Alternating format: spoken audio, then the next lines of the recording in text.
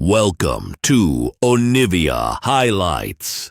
These are the best highlights from the LEC Spring 2025. Kedweek burning both of his summoners as Drake has been begun by Bukata. Rika here first means that SK should be able to secure the dragon without too much contest. Yeah, so they're just going to back away. You're going to... Alvaro has left his AD carry down towards the bottom side. Will jump in. World Ender coming out. There's the Weaver's Wall as well from Jojo. Looking for the CC now onto Genex. Alioya jumps in, tanks the tower. 2 shots, flashes away. And MKOI on the board. Nicely done by MKOI. This is, again, just playing off these nice timing windows that they had. That's obviously the issue. For the moment, though, MKOI, although we've said there've been a couple of foibles, a couple of fails here and there, they are still about 1,000 gold in the lead. SK have set up around the Drake. There's the Tibbers into the CC. True Shot Barrage coming out, but Alvaro goes in with the quickness and props it on all 3 members of SK. They can't escape. The collapse is rapid from MKOI. They manage now to take a bunch of damage off this mid lane tower. Janex coming in. The Aatrox still not doing as much as he would like. Yeah, but still managed to get the flash from Super, but Movistar Koi set up well on the return punch. SK hoping to find some sort of pick, but now first dragon for Movistar Koi looking inevitable. Now Rika has to flash away here as well, just trying to fight over something that he doesn't really need to fight over. Put back into the unraveled earth. Super gets his second of the in-game. The Inferno Chains comes out with a Grand Starfall, and that will be 1 in response. Genex able to pick up the kill.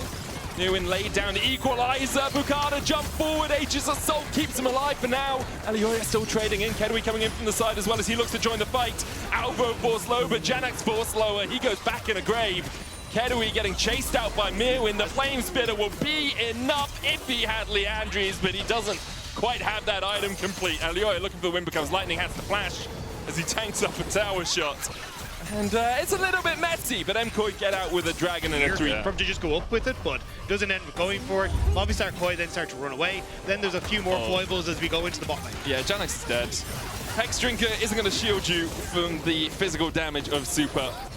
No mystery there to be solved. Thanks, Raggy. Oh, can't believe I were for it. They'll take a blue. They'll take some plates towards that top lane. Small advantages gained wherever they can find them, but those advantages quickly being nullified by the fact that MKOI are bulldozing the rest of the map. I think it's also just that they're always like, even here, it's a half step behind. You've lost bot tower, you will trade it for top, but it's another 30 to 40 seconds before you actually get it, which means that then Movistar Koi will be up here, they can get the next wave, but they can also start to put pressure. 12-minute sub is really nice to get that Rod of Ages out. For now, I have to wait until we're about 25 minutes into the game. Genex caught in the side lane once again. His flash about to come off cooldown, but not quickly enough, methinks, as he's knocked up with a grand entrance. He makes a grand exit in a body bag. Yeah, 1 and 4 now. The Aatrox has not been having a fun time in the side lane, and Movistar Koi been doing a good job of jumping on, but Mirwin might be next. Round walk forward, lands the harpoon, gets the slow on Rika, which might keep him out of reach. Needs the overload in the Rune Prison. Mirwin flashes into the Rift Herald pit, TP's out, and survives. So that was actually really smart from Mirwin. Yeah, that was really underneath the Rift Herald, so then you can't get the CC chain to keep him in place. So nice job from Mirwin to escape away from that. Really solid from Mirwin. Still back for the fight if one does erupt. Rift Herald, the only key point of neutral objectives, but you can still play for this mid lane tower. TP coming in. There's a Weaver's Wall to separate SK into 2 distinct entities. Rika comes in and is stuck between a wall and a very hard place. Super with his 5th of the game. And that's going to be another tower falling and the Rift Tower going to Movistar Koi alongside the 2 kills. Sit as a group in your base and go, okay, no, it's your turn to face check. I face checked the last time around. Now this one's on you. You're like, no, I face checked last week because no one on this team wants to Tibbers, and we kind of. Isn't there lore that Daisy's meant to be Annie's sister? Something like that. Yeah, something along those lines. Equalizer goes down onto Loopy, and Loopy. Oh, the round walk. Leandries, guys, come on, come on. You think you can escape the fire, Annie? You were born in it, molded by it. One, and then won't really go up from there for the rest of the game. Yeah, it's a difficult one for SK. And I think, look, a lot of people kind of expected this. Movistar Koi have felt like they're on an absolute tear. I think there was the one series against Vitality where Lindsay thought did a great job as Bukata. Nice sidesteps there from Jojo. Gonna land some more damage with that threaded volley, but can't chase Bukada any further. But yeah, I'll hold on to this, because it looks like he might get a bit of engage off of Right? Yoya. Well, now. Oh, here he goes. Checks the wrong bush. Seismic shove. He misses, gets hit with the tibbers, the chase is on. TP coming out, but the rest of MKOI are beginning to collapse, and SK are about to find themselves in a 4v5. Rika tries to get the Realm Warp out, but can't get back in before the quickness locks him down. Genex on the wrong side of the wall now. Will get a shutdown onto Jojo Pyun. Equalizer onto the backline. Bukada caught first. The quickness coming out as well, as Kadui is locked up, and Alioya will chase him down. Crescent Guard, more for the damage than anything else. It's an ace for one for MKOI. SK got their man. It's just unfortunate they had to lose everything for us. And now Movistar KOI, with Miran pushing in this bottom side, should be able to crack the base for themselves. A good turnaround from Movistar KOI. I respected SK, but there's just not much you can do here. Yeah, it's so difficult for them. You can see how quickly they're trying to collapse. They have the Grand Starfall coming in, Genex teleporting in as well, but you just don't have the damage. You just can't work your way through this MKOI lineup quickly enough. And there will be Atakan. It will be jungle camps stolen away as well. I will say because that Jojo Pyun has, and then the follow-up is there. And honestly, it's only really Jojo Pyun overextending that lets Genex come back through here as he tries to get the wall down. Oh, Kadui's being caught out. Will try an arcane shift across the wall, but won't get there in time. He's dead. Mirwin's on a rampage. Only 2 players on MKOI have died in this entire game. Jojo and Super letting the team down a smidge. Just a smidge. I thought you were going to say, like, massively or significantly, and I was like, no, yeah, they should be reported. Every now and again, I'll say something that is obviously a joke, and then I'll get angry fans in my DMs telling me that, see, I can't believe you name a team like I think everyone just assumes what I say is a joke at all. Hey, we're not really overextending. Now, they're about to pull the trigger, but it's like, you know, so even there, they're not really, they're just forcing SK back. Yeah. And I think this is where that growth from Movistar KOI has really impressed me, and why, like, I actually really enjoy watching this team now is because I always, like, there is a very much of understanding of how we should be positioned on the map, how we're setting up our vision, how deep can we actually go on a play before it actually is just us throwing the game away. And there was always kind of that, like, okay, MKOI have a lead last year, but are they going to be able to hold on to it, right? Yeah. But this year, it feels like MKOI have a lead. Okay, this game is over.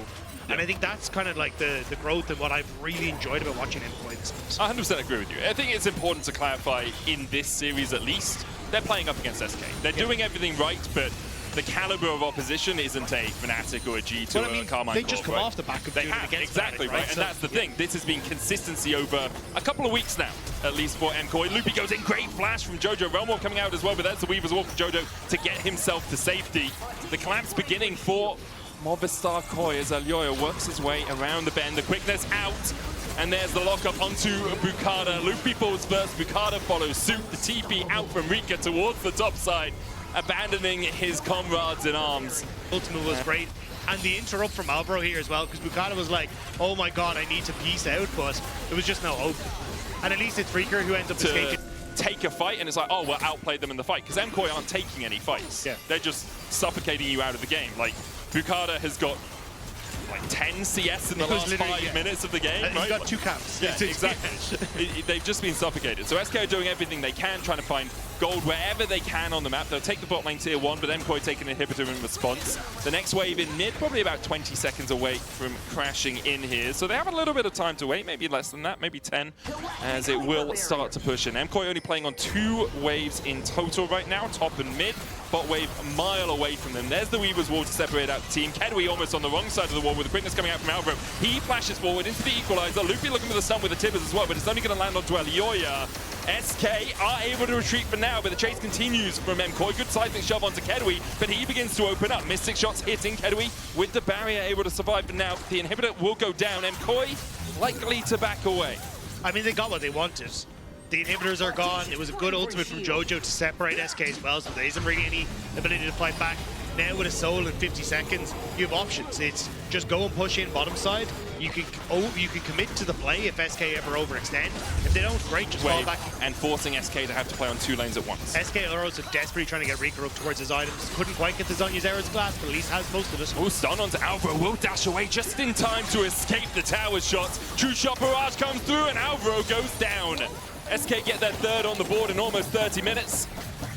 and they delay the push out of MKOI. But they didn't really have to use anything either. Loopy still has his flash, still has that ultimate up and available as well, so MKOI have to be a little careful as they try and move forward towards this, but letting the creeps do the work at the moment. Yeah, you can see they're being very careful by just standing next to the cannon and saying, we can take a little bit of poke to make sure this inhibitor tower goes down. The Drake up for them will be Cloud's soul for MKOI if they can secure it, and secure it they should. Looks like Mirwin and Jojo are just fishing, seeing if anyone steps into the treacherous waters of their own blue side, but no one from SK will, so MKOI will just take the Cloud Soul. And when Alvaro respawns, expect them all to reset and then push in a long way away from his base. 8 seconds before he'll be able to get back. Mirwin might try and keep him around. Kedui instead decides to reset his base, and now Mirwin's just going to burn him down. No barrier, no flash, no life left for Kedui. He will fall 20 kills to 3 now for MKOI. Yeah, I appreciate the attempt, but the target selection isn't there. You can see right there, super immediate cleanse as Loopy tries to go on him. Yeah, Grand Starfall coming out as well from Bukada. Aegis assaults backwards, knowing that's where all of MKOI are. Equalized down as well as Genex tries to survive through this, but just can't. Super flashing forward, pops the Featherstorm at the end, looking for the Quadra and will not claim it. Mirwin takes it. MKOI demolish SK in game 1. That was This time we will see it brought out. I'm pretty sure it's the first time Mirwin's played it all year. I'm going to have a quick check on that. Yeah, hasn't played it all year.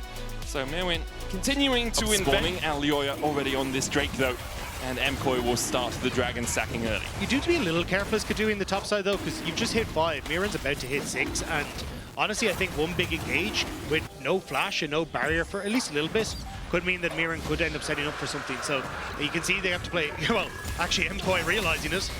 Alvaro goes in, Shadowing Strike onto Loopy, so he can't body slam you out of the crash down, but Kedui obviously does still have that Valkyrie, a little escape tool in his toolkit to extricate himself from that situation. Mirwin, as you say, is that level 6. The Slicing Maelstrom can do a lot of work, super dealing with Genex, but he can always just dance across the wall to safety. Yeah, it's going to be very hard for Genex to really do anything, but yeah, you can see here, MKOI know how much damage they have, and that's a nice stun onto Loopy for Mirwin. Alvaro claims first blood with the Ignite. The wave now pushed in. Kedui will catch it under his tower, but Mirwin and Alvaro showing their synergy is just as on point as clutches. I wonder if we'll see Jojo going for the Catalyst build here, or if he'll go for a full Rod of Ages. Already has a Sapphire and a Ruby Crystal. Bukada jumps up with the call of the pack and avoids the crash down. Mirwin coming in from the side as well, forcing Rika and Loopy away. Loopy burning his flash in the exchange.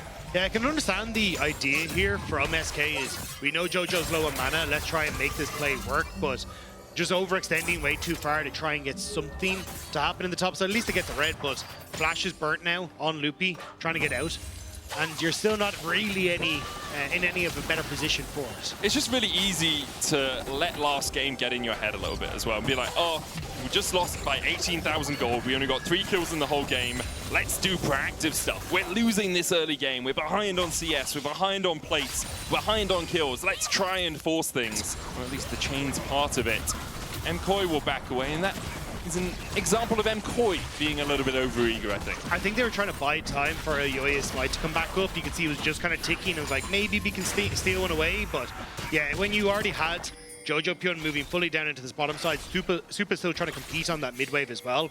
It just was never really going to be something that came from it, but still backing away. And I think it's just unfortunate for SK the Reekers of Sonic didn't connect, but now Loopy looking for Alvaro, Shadowing Strike going down. There's the CC onto Loopy, Slicing Maelstrom from Rika with the Absconder. Duck gonna get chased down as Rika gets SK's first kill of the game. Super answers with 1 onto the Gragas himself. Bukada's gonna get chased out here. We'll have the cooldowns up pretty soon. Jojo chasing Genex out of the bottom lane, but not really much more doing there.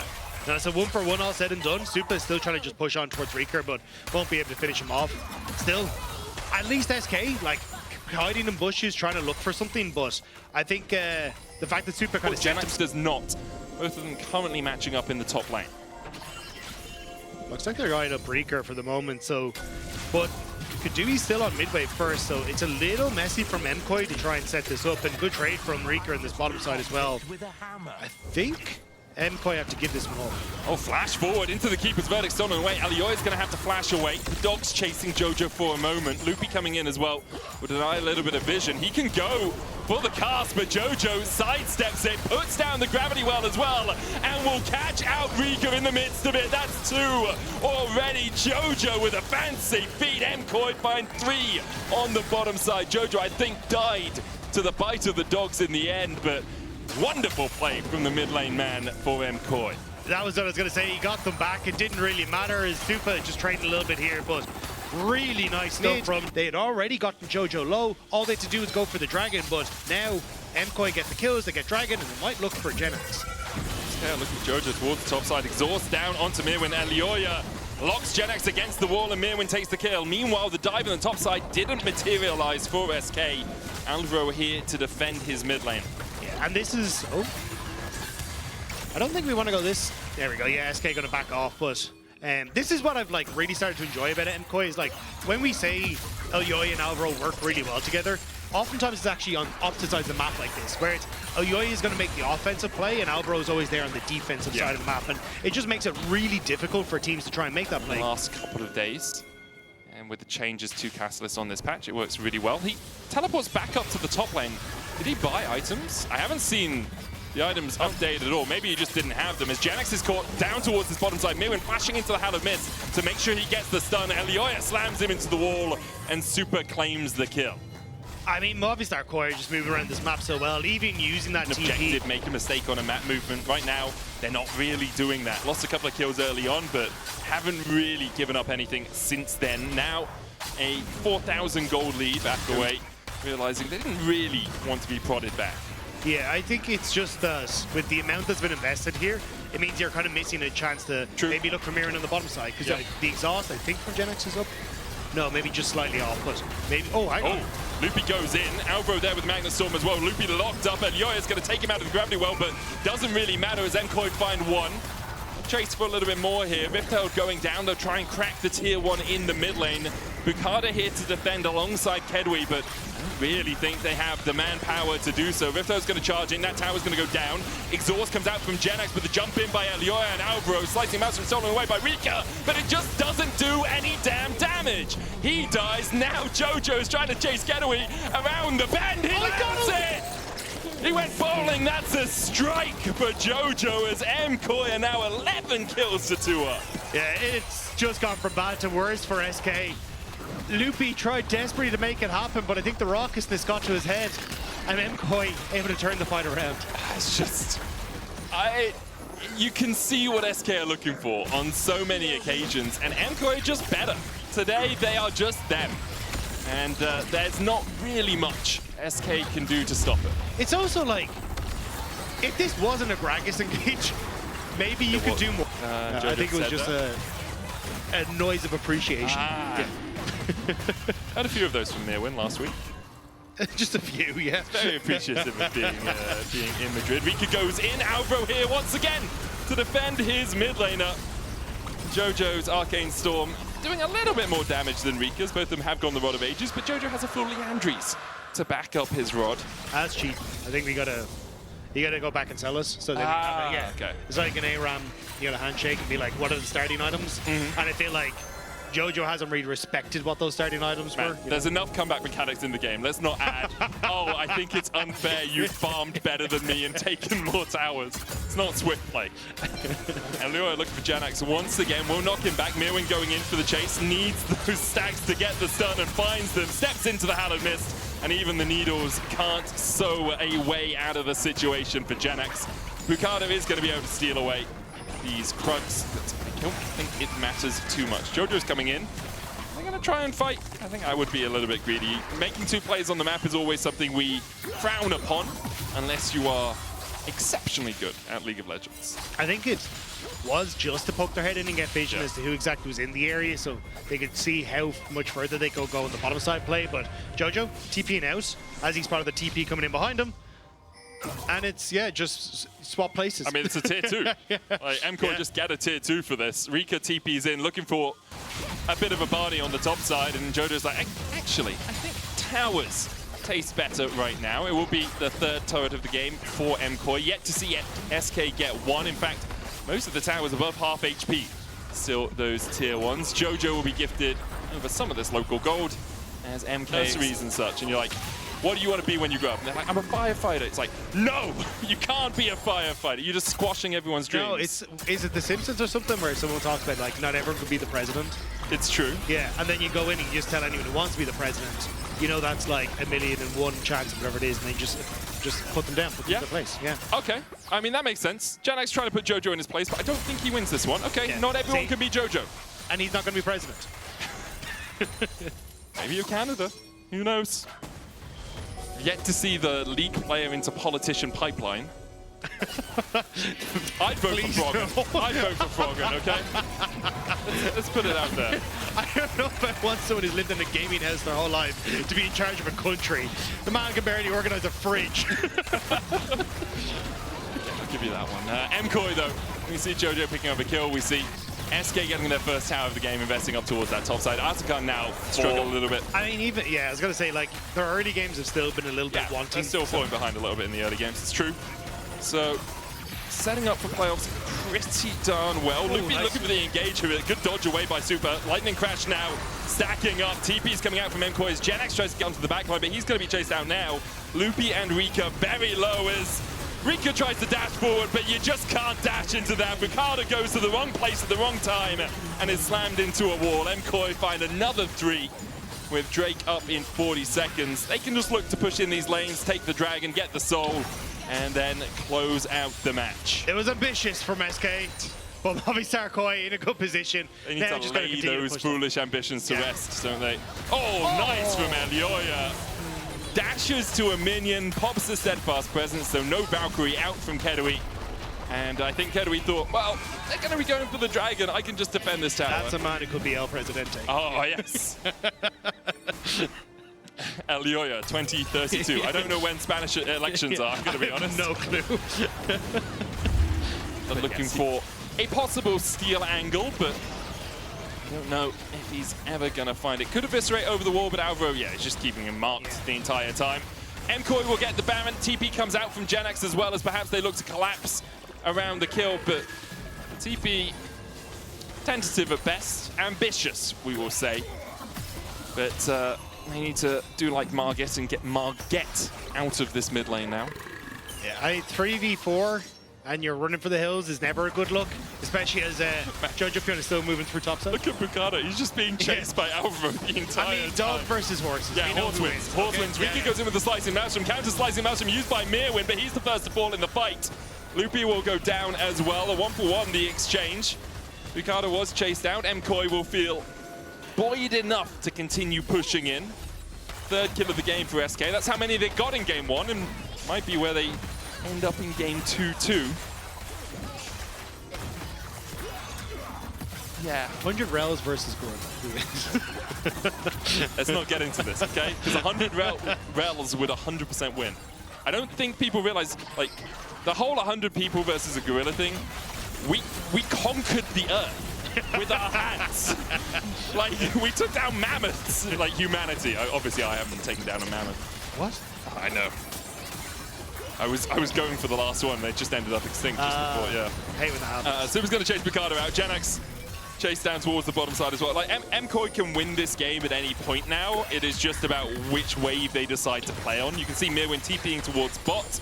Elioya keeping Bukata out of his own base. They're waiting for the super minions, which are next wave in mid, a wave away in top. There's triple inhib, so we'll get double super spawning. And SK relegated to defending their Nexus towers. I mean, the towers are gone. Like, this is just a slow demise of SK, and from Movistar KOI, it's a nice ascent into playoffs. Yeah, I mean, MKOI in superb form right now. They'll find another 2. And SK really couldn't put up a fight. MKOI, off the back of a great performance in Madrid, continue their winning ways and lock their spots in playoffs. That was clinical. Yep. Okay.